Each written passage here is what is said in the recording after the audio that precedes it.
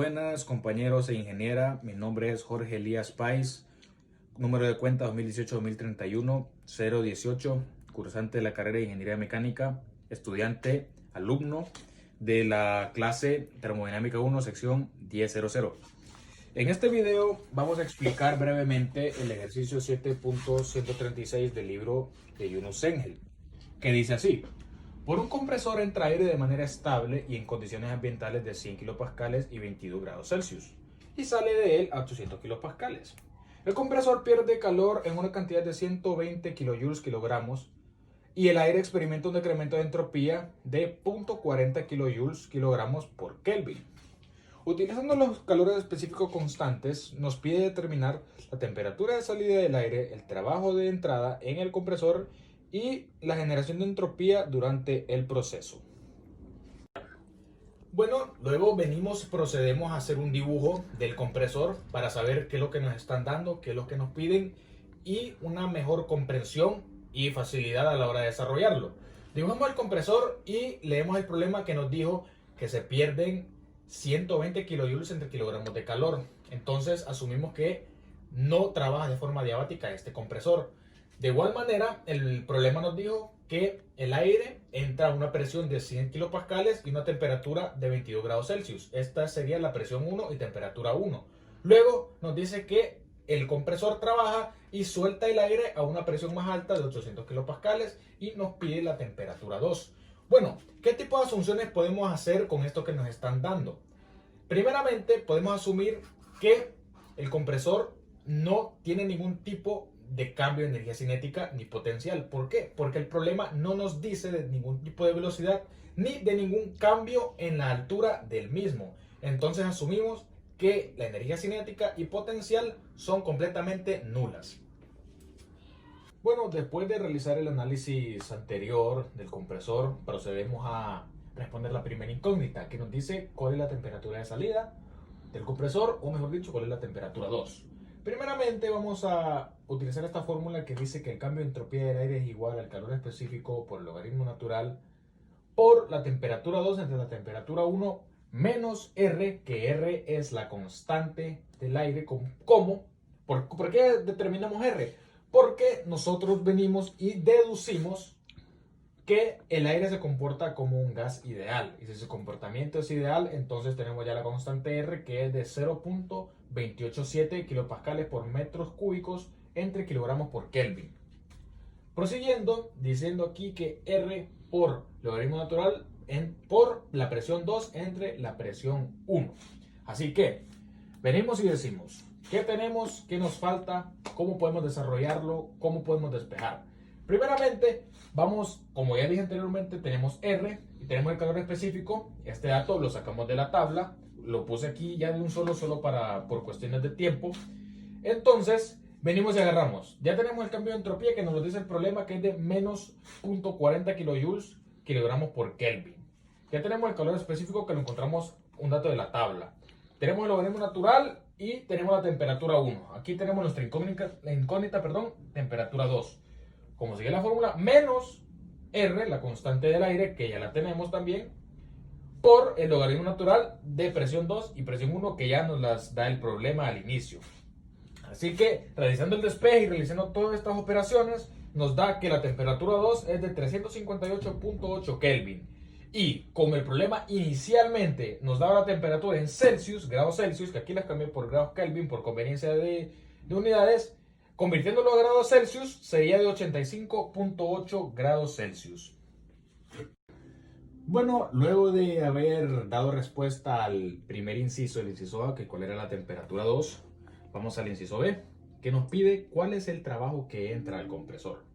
Bueno, eso lo vamos a determinar por un pequeño balance de energía que vamos a realizar, que nos dice que el trabajo de entrada es igual al calor específico por la temperatura 2 menos la temperatura 1 más el calor de salida, cualquier tipo de calor. En este caso, la fórmula nos queda así de simplificada porque anteriormente pudimos determinar que no hay ningún tipo de energía cinética ni energía potencial. Entonces, por eso es que simplificamos tanto esta fórmula. Luego, venimos y sacamos los datos que ya tenemos. Todos estos datos ya son datos conocidos. Algunos que determinamos, por ejemplo, el calor específico por la tabla, la temperatura 2 que la acabamos de sacar, la temperatura 1 que nos la brinda el problema y el calor también nos lo brinda el problema. Entonces, ya sabemos que los valores aquí están reflejados, solamente venimos y los metemos a la calculadora. Tenemos que el trabajo de entrada va a ser igual a 1.005 por 22 menos 85.8 más 120. Las unidades, perdón, me las ahorré ahora por cuestiones de tiempo. Entonces, ¿qué nos dice la calculadora a la hora de meter todos esos datos? Nos dice que el trabajo de entrada va a ser igual a 184.1 kJ entre kilogramo. Bueno, luego de determinar los incisos anteriores, el inciso A y el inciso B, pasamos a determinar el inciso C. ¿Qué nos dice? Nos pide, mejor dicho, cuál es la entropía generada o el cambio de entropía total del sistema. Bueno, hay una fórmula para determinarlo. Nos dice que el cambio de entropía total es igual al cambio de entropía del aire más el cambio de entropía generado por los alrededores. Bueno, tenemos que el cambio de entropía de los alrededores es igual al calor de salida entre la temperatura de los alrededores. Bueno, vamos a realizar un pequeño análisis aquí.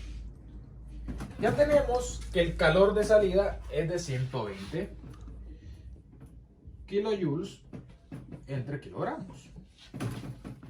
Bueno, ¿cuál sería nuestra temperatura de los alrededores? La temperatura de los alrededores, en este caso, sería la temperatura a cómo el aire entró al sistema, porque venía de él. Venía de la temperatura ambiente y entra al sistema a 22 grados Celsius. Esa sería nuestra temperatura del alrededor, que está en grados Celsius, pero que nosotros perfectamente podemos convertir a grados Kelvin. Bueno, al realizar esta fórmula, ya determinamos el cambio de entropía de los alrededores, que nos da una cifra de 0.40. Vamos a escribir aquí porque es un poco larga. 0.40, 0.68, 0.68, y las unidades son kilojoules, kilogramo entre Kelvin. Ahora, bien dicho está, mejor dicho, es de que el cambio de entropía total es igual al cambio de entropía del aire y el cambio de entropía de los alrededores. El cambio de entropía de los alrededores lo acabamos de determinar, y el cambio de entropía del aire, el ejercicio ya nos da ese dato, que es de menos 0.40. Al leer el ejercicio, el enunciado, ya el ejercicio nos da ese dato. Entonces simplemente pasamos a sustituir. ¿Qué nos da el cambio de entropía total? Pues la entropía total generada por el compresor sería de 0.40 más el dato que acabamos de conseguir, que es de 0.068, mejor dicho, kilojoules, kilogramo por Kelvin. Entonces, al hacer esta sumatoria, ya solamente lo metemos a la calculadora y nos da un gran total de la entropía generada por el sistema de 0.0068 kilojoules por kilogramo por Kelvin.